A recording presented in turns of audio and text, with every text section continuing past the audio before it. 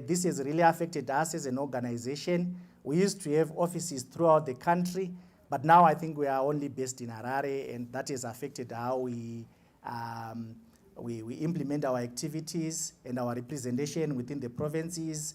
We also have delayed disbursements. I think on this particular project, it has been a challenge. Implementing sometimes 5 months, sometimes 4 months when the resources are disbursed late for various reasons. But I think it was a huge challenge. Then I will not talk about COVID. Then also related to the program, our districts are not well resourced in terms of GBV response, which is a big issue. Even if people are aware, they go to the police, they report, the police don't have vehicles, they don't have any resources to respond to issues of GBV. So our work then sometimes suffer because of that. I think I'll end here because of time. Thank you so much.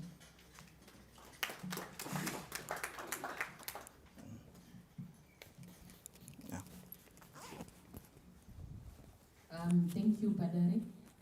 Vivi, can we move on to Zimbabwe Peace Project? I'm looking at their presentation. It looks very short and concise, so that we can do that and go for lunch. ZPP Tando, I can hear you giggling as you are coming up. Thank you so much. Yes, she's a presenter. Yes, I know. She's very good at giving.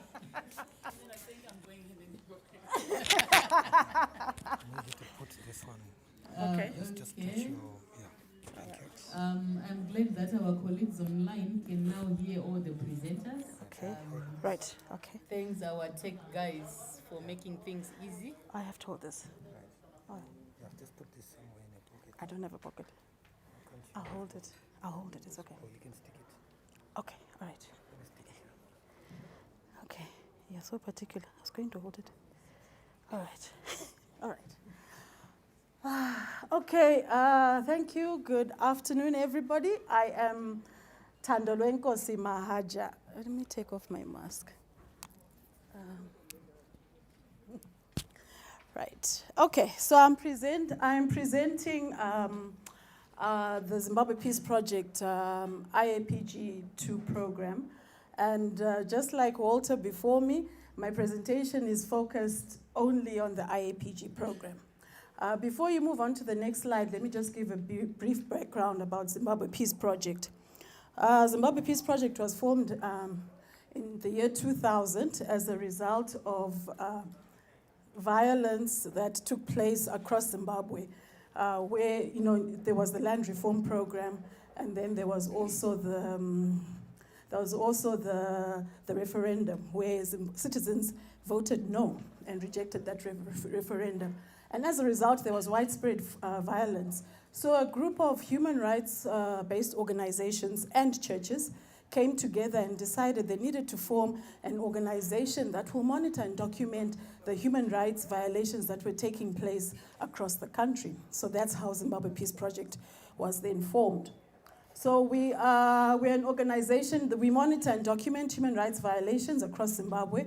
We do this through a unique model of community-based monitors in each and every constituency across Zimbabwe, where we have 2 monitors based in each constituency, making them 420.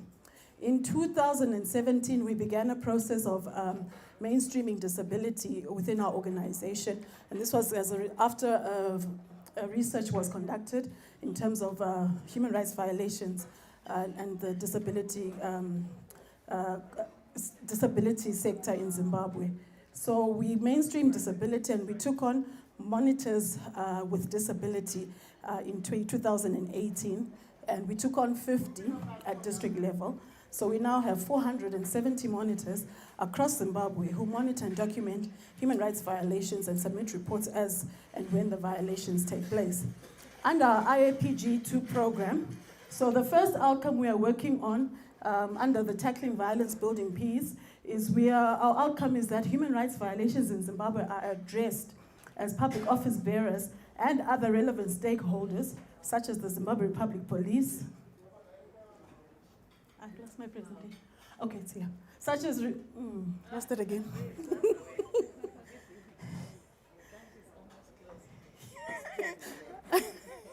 Is it because of lunch?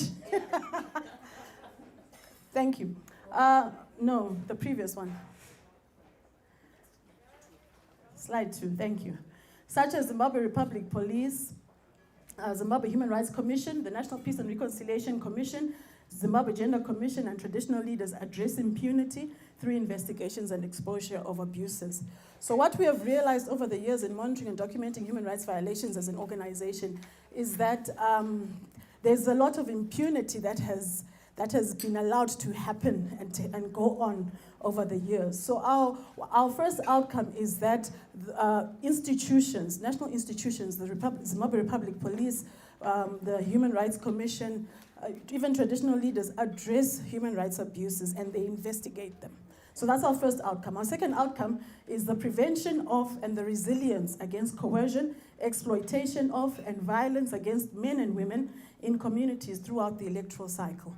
We talk about throughout the electoral cycle because the electoral cycle is not just, for example, 2023, when we're expecting to have elections, but it's from the last elections, 2018, all the way through to 2023.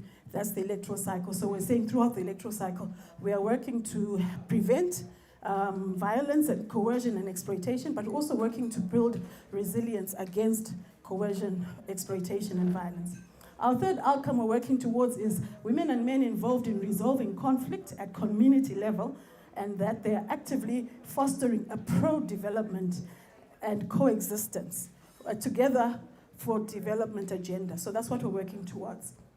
The next slide, please. So our strategies in terms of how we plan to realize those outcomes. Next slide, thank you. So under our first outcome, our strategies is to have constitutional awareness campaign through radio programs, community listeners clubs, digital IEC, as well as bulk SMS. We want to build the confidence of the communities we work with in terms of constitutional awareness so that they're aware of their rights as contained in the Constitution. We also, our second strategy is to monitor and document human rights violations. Third one is to commemorate key human rights days. And this is for the purpose of sharing information on human rights and encouraging the communities where we commemorate these key human rights days about the rights contained in the Constitution, and that they're actually international human rights days where across the world, people all over the world celebrate those international human rights days. And the fourth one is engagement of public office bearers and other relevant stakeholders. And our second outcome, our strategies are to train community monitors and community ambassadors. We train them in conflict, early warning, early response mechanisms. The earlier presentation was of interest from the humanitarian side. However, from our point of view, when we look at early warning, early response, we're looking at it in terms of conflict.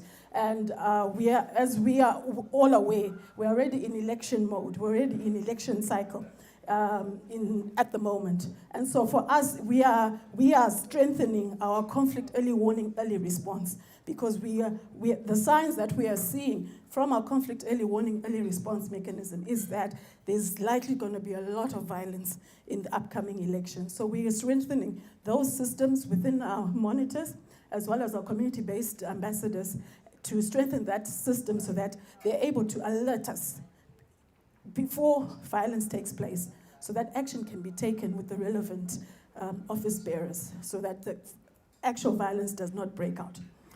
We also, our other strategies to have multifaceted community dialogues. These are in our three areas, in Binga, in Chiredzi, and in Mtoko. And our fourth strategy is to strengthen, I've already spoken about it, and then the last one is to strengthen referral systems. And our third outcome, our strategies are to the capacity strengthening of our community ambassadors in conflict transformation. We have community ambassadors in the three areas in Binga, in Chiredzi, and in Mtoko, where we have community ambassador structures who actively work in peaceful resolution of conflict within their areas and within their communities. So we've been working under the IPG program. We've been working with these community structures since the beginning of the program. And so these structures have been capacitated, and they actively work in resolving conflict within their community. So we continually build their capacity, particularly now when we see that the environment is now changing. As our next strategy under that outcome is our Lunch and Learn youth spaces, convened in the same 3 areas. The Lunch and Learn youth spaces are for young people, where we convene and we gather young people. We talk about their issues, and they share the issues that they're facing and what they want to see happen. What they want to see happen in their communities, what they want to see happen in their lives, what they want to see happen in the country. And we see how they can help each other and how we can work with them. And the third strategy is to convene Shiro circles in those same 3 communities. And Shiro circles are women-only safe spaces where we convene women so they have this safe space to talk about issues that concern them as women in terms of conflict, in terms of conflict transformation, in terms of anything. It might actually even be humanitarian. The women are free to speak about any issues and all issues that concern them. Next slide, please. Thank you. So our cross-cutting across all of our outcomes and strategies is to safeguarding activities, which include community accountability focus group discussions in the 3 areas I've been speaking about. Next slide. So our achievements. These are achievements in this year, 2021. Our community members have been holding duty bearers to account through community dialogues, where they convene community dialogues and they invite duty bearers. They invite, whether it's the councillor, the police, whichever duty bearers they feel need to be at those dialogues. They convene community dialogues with those duty bearers, and they hold them to account in terms of human rights abuses in their areas. And then another achievement, so that we've seen that in all the 3 communities in Mbinga. In Mbinga, the issues that they're dealing with in Mbinga is in terms of resources, where the Tonga people do not have legal access to the Zambezi River for them to fish. And for them, that is something that it's a river that is part of who they are. It's part of their ancestry. And yet they do not have legal access to fish, and they have to travel all the way here to Harare to obtain licenses to fish, to get the fishing licenses, and to purchase those licenses is so exorbitant. And yet they are the communities, the local community that is resident by the Zambezi Valley, by the Zambezi River. In Shirezi, the issues, there are quite a number. The issues of child marriages, the issues of sexual reproductive health, of young boys as well as girls, in terms of they have a Komba where young people are initiated into adulthood. After that initiation, they then feel they're ready for marriage, and then that's when the early marriages then take place. And then in terms of the young boys, there was a case where commercial sex workers were using these young boys. The young boys were gaining experience from the commercial sex workers. However, the commercial sex workers were using the same condom with all the young boys, which posed a serious threat to the health of the young boys.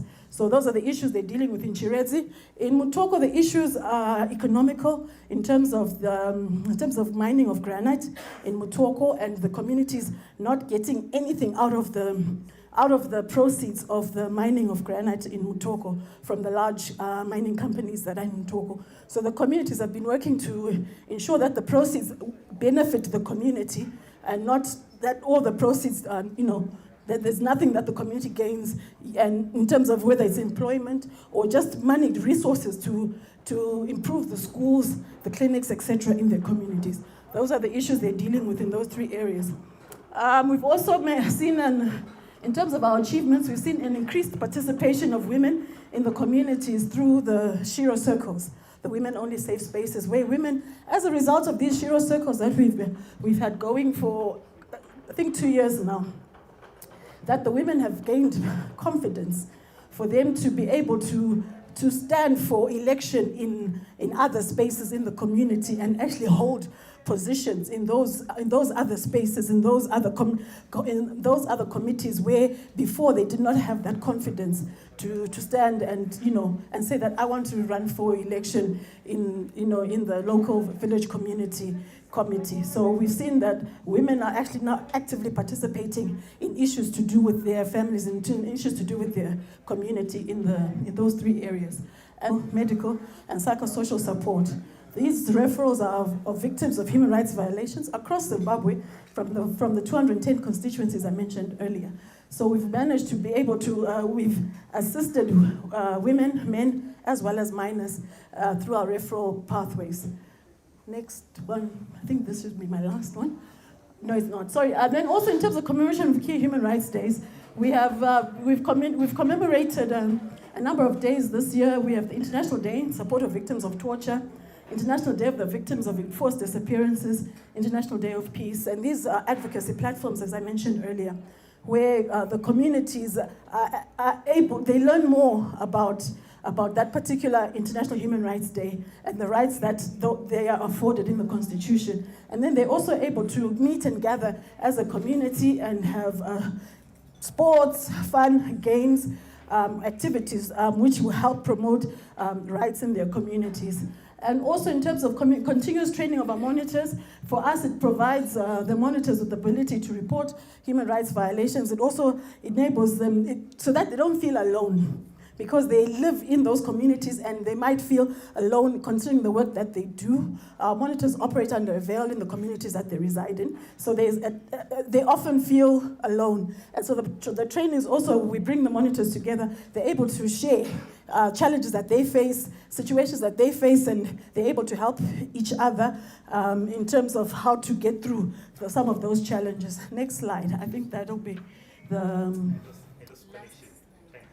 It's my last slide. It's on challenges. They are.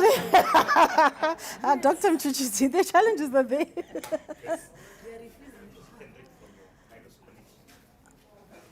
Yes, I can read from your laptop quite happily. Challenges. First one. All right, so our challenges that we faced is service providers who have not been providing feedback in terms of victims that we've referred to them for, in terms of the human rights violations. So for us, it's a challenge because we need to know that the victims have actually received the service we referred in terms of getting that feedback. Another challenge is the public office duty bearers are often not keen to participate in radio programs. Our constitutional awareness involves radio programs in local stations, for example, Heoi, and other local stations in the areas that we are working in with the communities we work with. So public police to participate, and then last minute, in the last 30 minutes before the radio program, then they just call and say they're not able to attend. So that's been a challenge for us. I won't talk about COVID-19. Also for us, a challenge has been the continual attempts by the government to shut down civil society organizations, and in particular, talking about the PVO Amendment Bill, which was gazetted 2 Fridays ago. So for us, that's a big challenge in terms of our operations. We're a human rights NGO, and we are one of those that we know they're probably targeting us. Also, increase in data costs. For us, it directly affects the work of our monitors because they use their mobile phones and they use applications that require data for them to report and send us the human rights violations information. So for us, the increase in the data cost has been a really big challenge. And economic challenges, where we've had community members prioritizing local economic activities, for example, the presidential inputs distribution, and then pushing back our planned activities, which we would have planned with them weeks in advance, but because suddenly there's this inputs distribution in their community, they then, I thank you.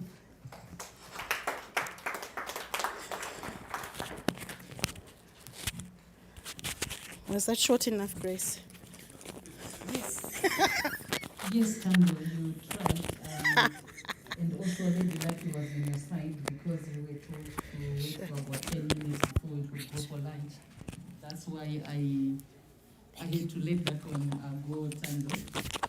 Thank you so much, Zimbabwe Peace Project. You know,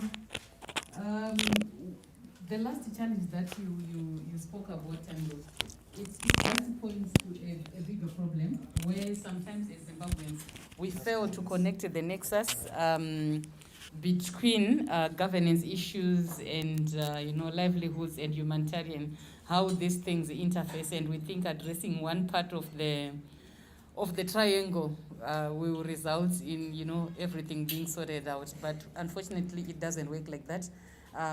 All these challenges are layered and they speak to one another. At this moment we can break for lunch. Let us try and be back by 2:00 sharp, so that we catch up on time and also finish a little bit early. If you check our program, we're supposed to go as far as probably 5 p.m.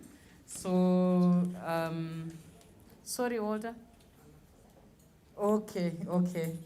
Kevin, how are we going for lunch? I understand we are supposed to get tickets. Are we going out all at once or table by table? All at once. So we stand in a queue like we did in the morning. Okay, that's fine. So that's the